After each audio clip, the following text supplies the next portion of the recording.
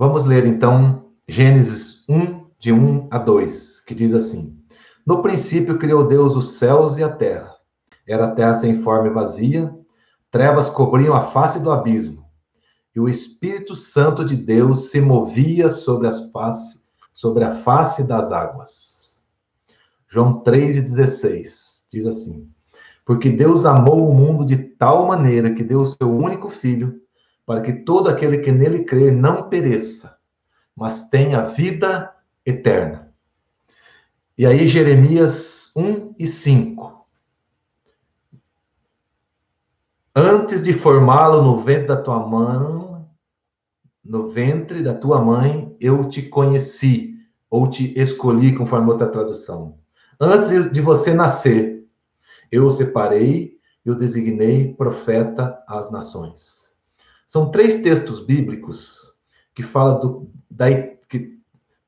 do início da criação, quando a terra era o caos completo, que Deus criou do nada. João 3,16, que fala que Deus amou o mundo, e essa é a palavra mundo aqui, é o cosmos, não é? Às vezes as pessoas, quando falam Deus amou o mundo, elas acham que amou nós. Não, Deus amou toda a criação.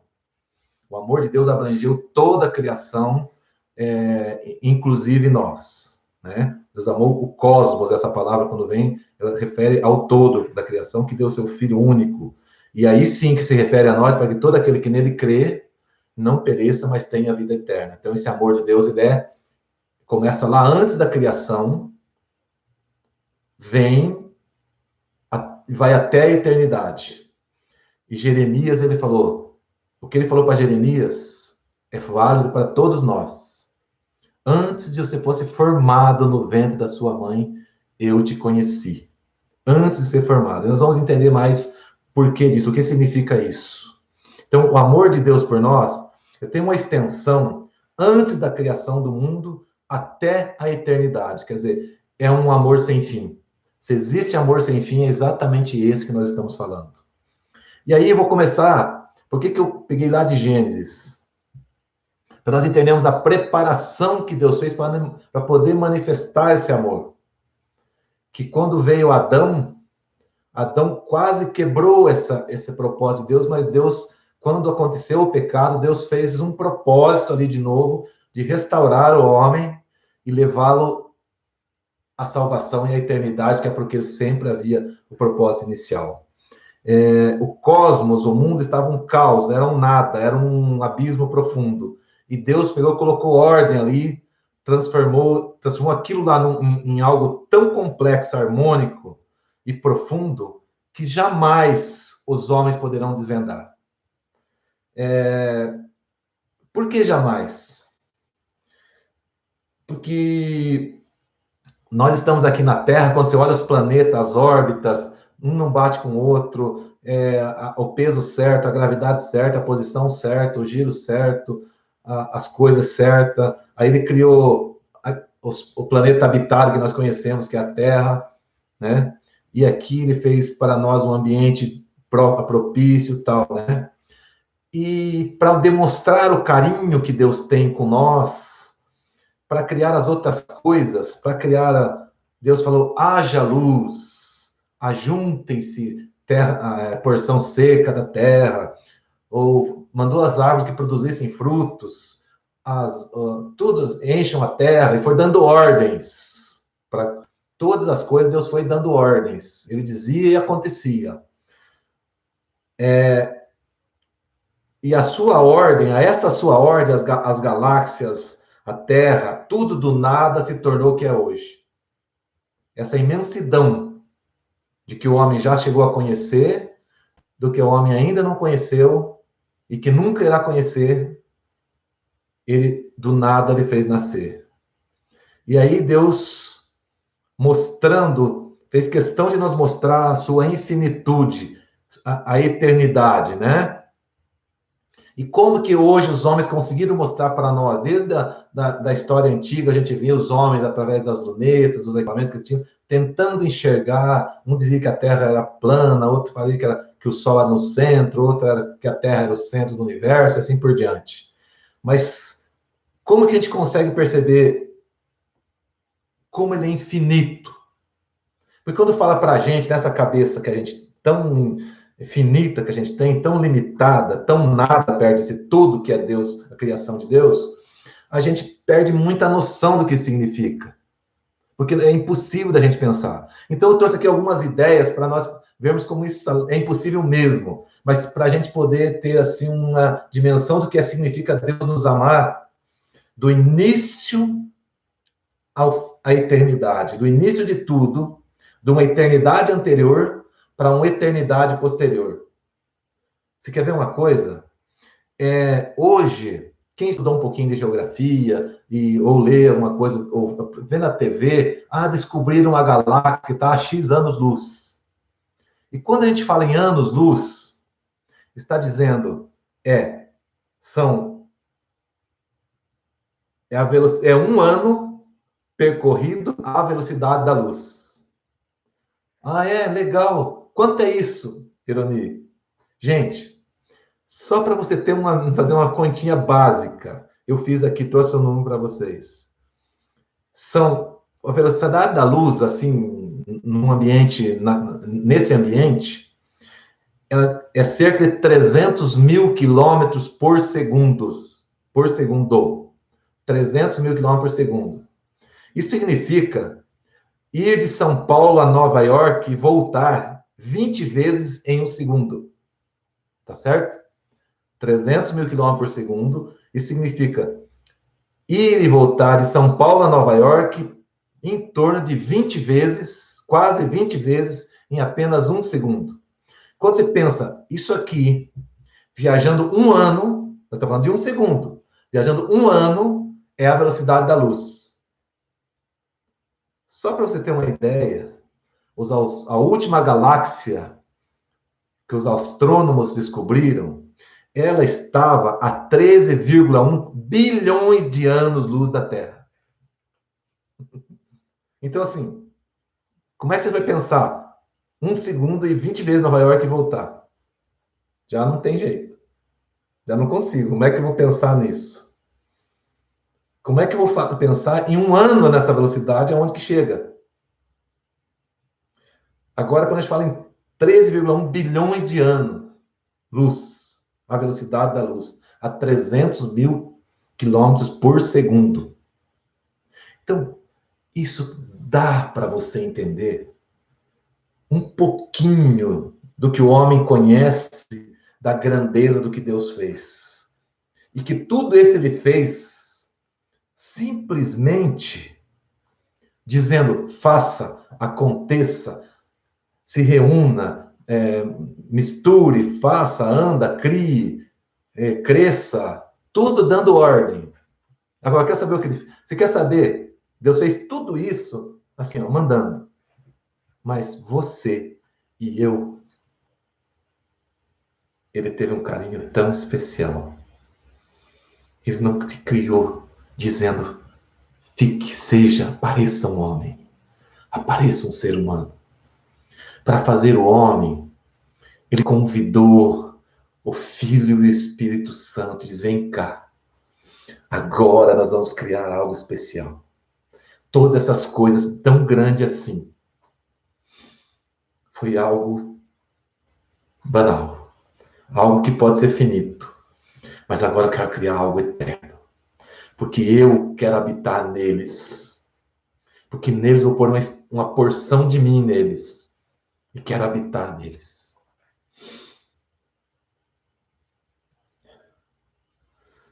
E aí, ele disse ao Filho e Espírito Santo: façamos o homem a nossa imagem e semelhança. Assim eu quero demonstrar o carinho e amor que eu tenho por cada um deles. Façamos a nossa imagem e semelhança. E quando foi para criar a mulher, para não sair desse ritmo, dessa própria criação dele, ele também criou a mulher com o mesmo carinho, com o mesmo cuidado, com o mesmo manuseio. Não foi de só haja mulher a partir do homem. Ele fez com carinho. Ele nos fez uma arquitetura tão especial que se eu parasse por aqui, eu já estava bom. A pregação de hoje para mim já está boa. Mas tem mais que nós precisamos saber. E a coisa mais importante, a cultura judaica, eles dizem que a formação de Deus é tão especial que, segundo a criação deles, Deus soprou o pó com o seu sopro, formou, com o sopro dele. Vocês estão vendo, por exemplo, hoje, vou trazer uma comparação meio esquisita, mas hoje a gente não pode soprar em nada, tem que estar de máscara porque contamina, né? E eu, quando eu vi essa leitura, eu entendi. Então, Deus nos contaminou dele, quando ele soprou para criar o homem. Segundo essa cultura, ele soprou o pó e o pó formou o homem. Deus te contaminou dele, valendo-se dessa cultura, desse entendimento dos rabinos judaicos. Você está contaminado com esse vírus de Deus. Não é especial você saber que tem contágio de Deus em você, mas não era só isso que Deus queria, tem mais. Esse ser espetacular ficou tão perfeito do ponto de vista de Deus, essa arquitetura que Deus fez, que do ponto de vista biológico, mecânico, elétrico, de inteligência, de lógica, de dinâmica, foi tudo desenvolvido à perfeição.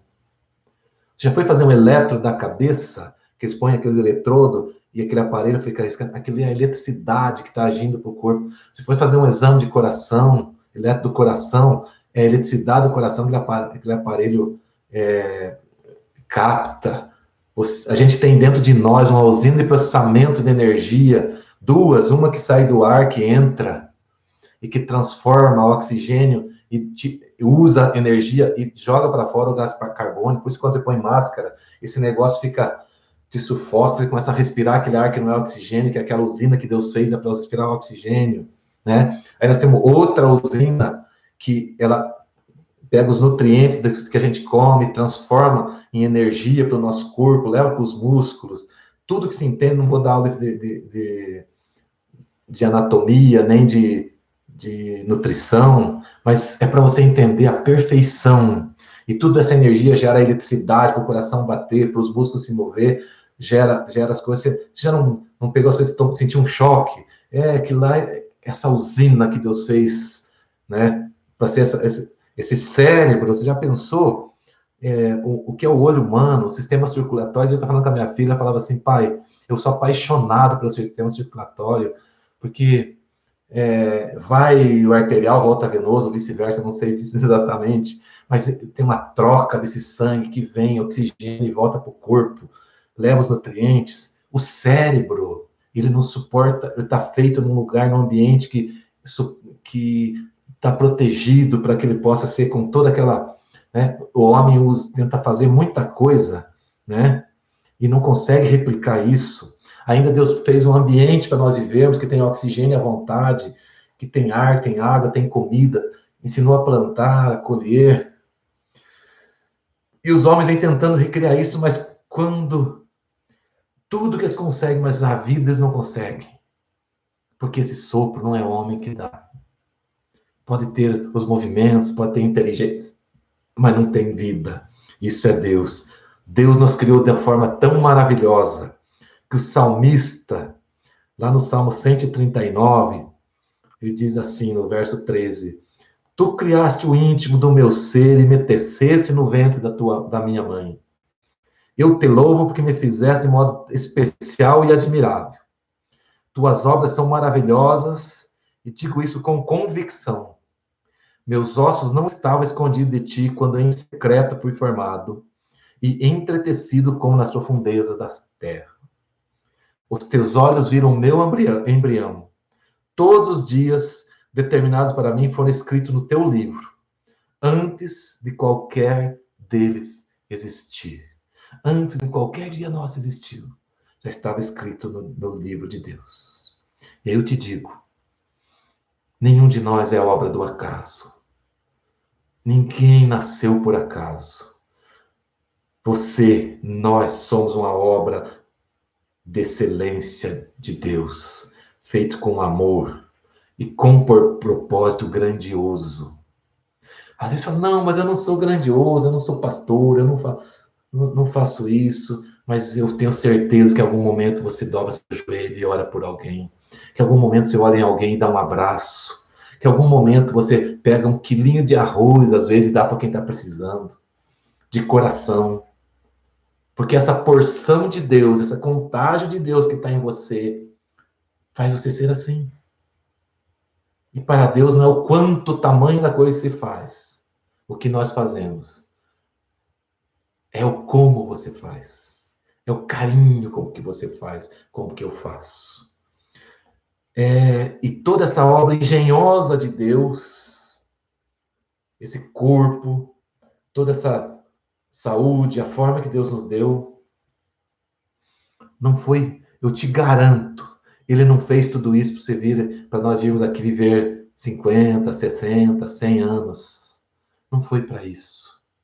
Ele fez você porque quer ter você, quer ter eu ao lado dele eternamente. Antes de você ser concebido, você já coexistia nele, diz a Bíblia. Então, quando Deus nos chamou, quando Ele nos elegeu como seus filhos, Ele nos amou primeiro. A obra de Deus foi pensando na eternidade. Então, meu querido, eu quero te dizer, aconteça o que acontecer, Deus nos quer para a eternidade. Ele nos ama para a eternidade. Ele nos chamou para propósitos eternos. Vamos parar com esse negócio, ficar todo dia só pensando no que é terreno, no que é necessário. Deus nos chamou para o que é eterno.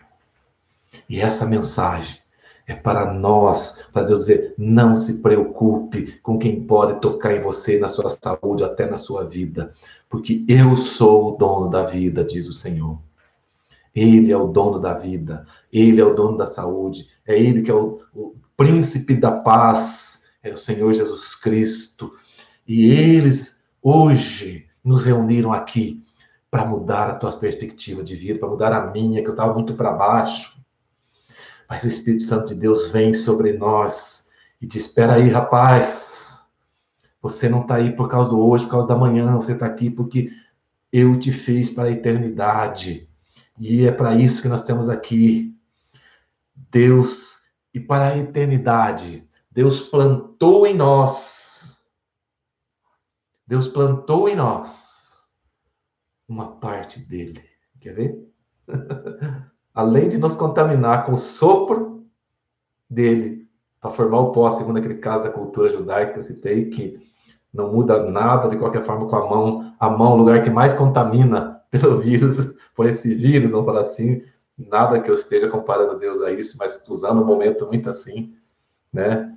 Ou com a mão dele, ou com o sopro dele, ele nos contaminou dele. Mas se não bastasse isso, olha o que está escrito em Eclesiastes, porque ele colocou em nós um espírito humano, mas com um detalhe, olha aqui, Eclesiastes 12, versos 6 e 7. Olha o que diz aqui.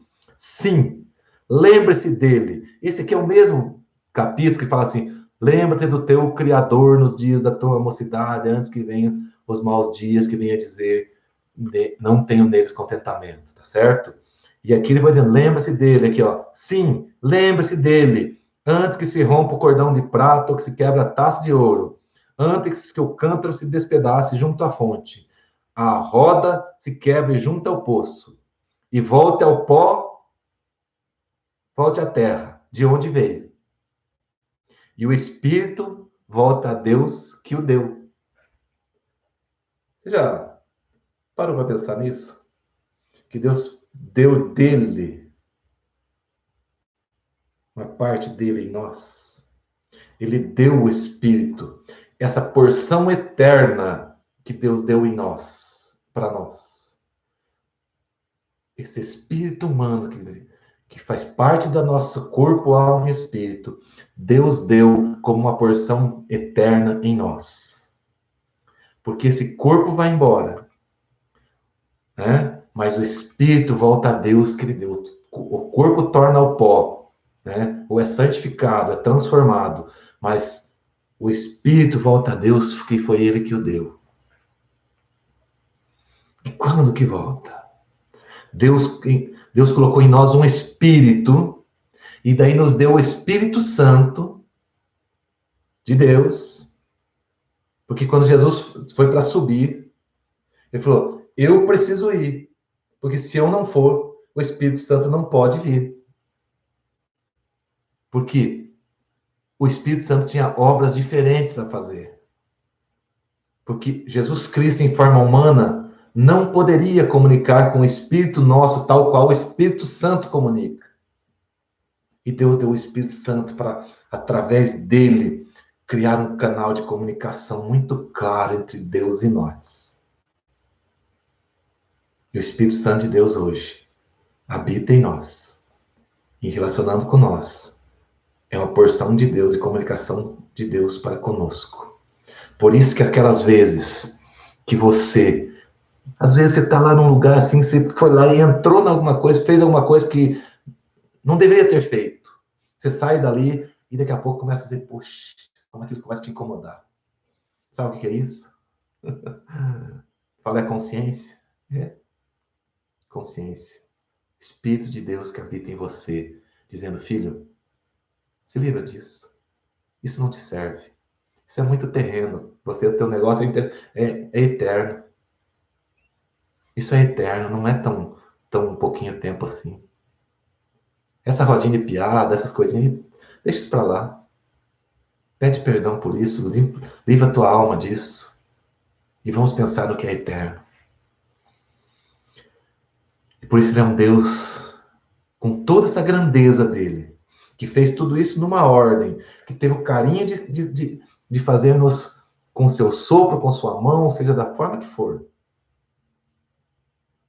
Ele diz agora, eu coloco em vós uma parte de mim e dou o meu espírito para habitar em vocês, porque eu quero me relacionar com vocês.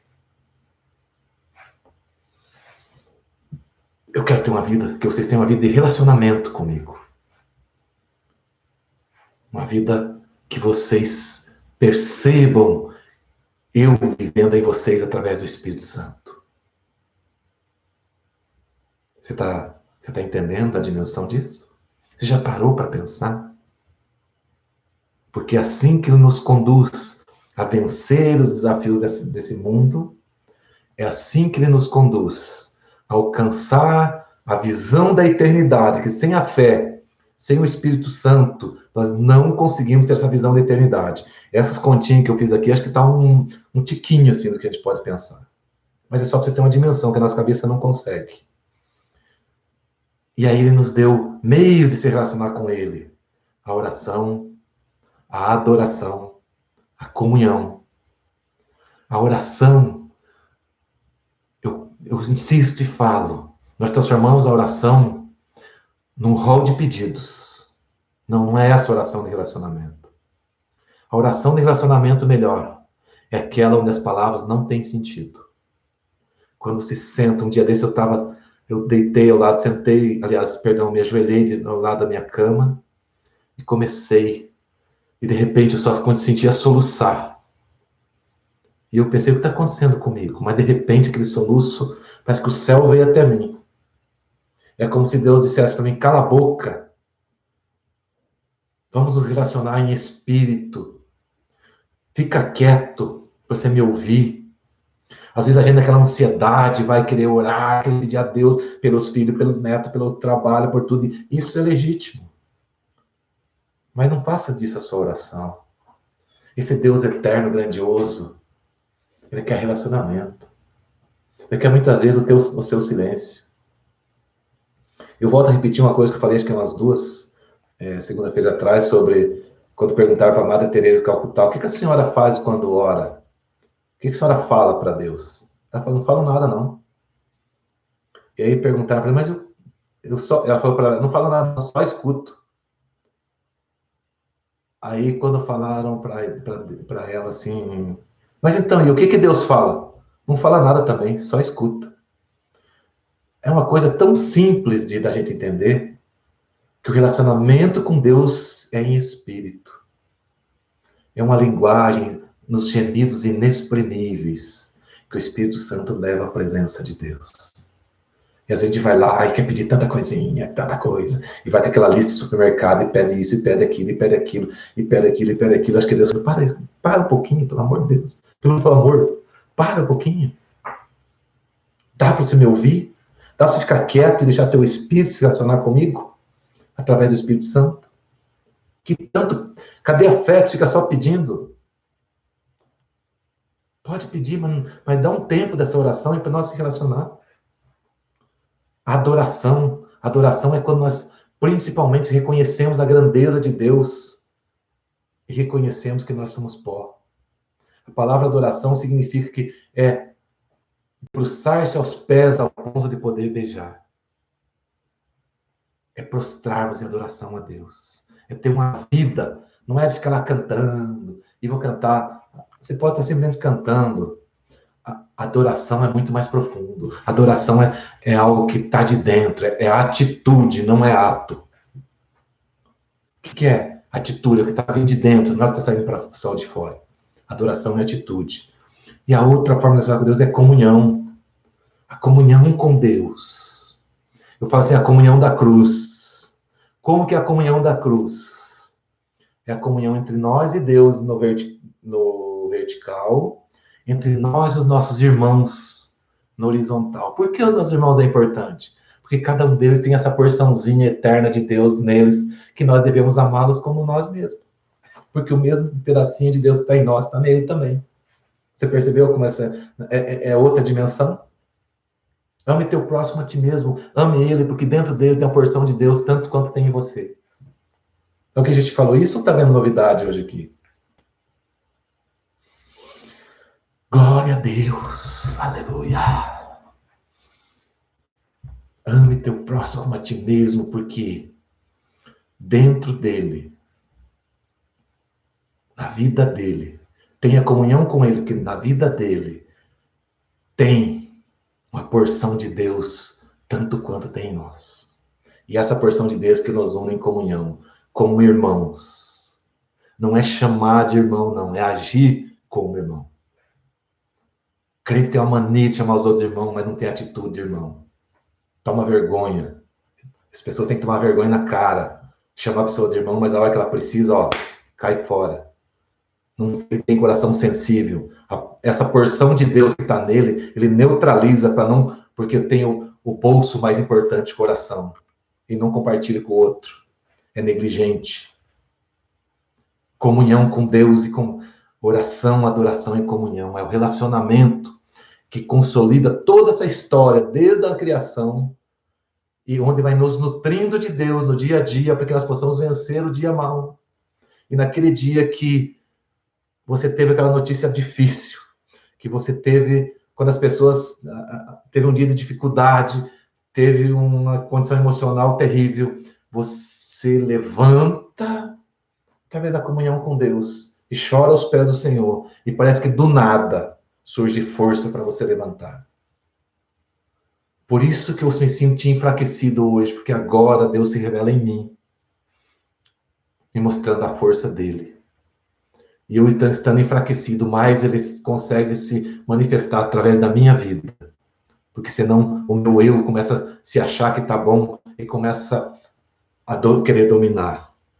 Por tudo isso, quando nós falamos em fé, religião, crença, toda essa coisa, né? E tentamos explicar que Deus, precisamos vê-lo em outra dimensão. Nós estamos vendo uma dimensão muito baixa, nivelado só a religião, a prática religiosa. Jamais estou dizendo que isso é ruim, mas estou dizendo que isso é muito importante. Nós nos relacionarmos com Deus no âmbito da comunhão, da adoração e da oração com nossos irmãos, mas cuidarmos muito, que quem não viu, no meu canal tem várias e várias mensagens ensinando a diferença entre fé e crença, a religião e religiosidade. Por quê?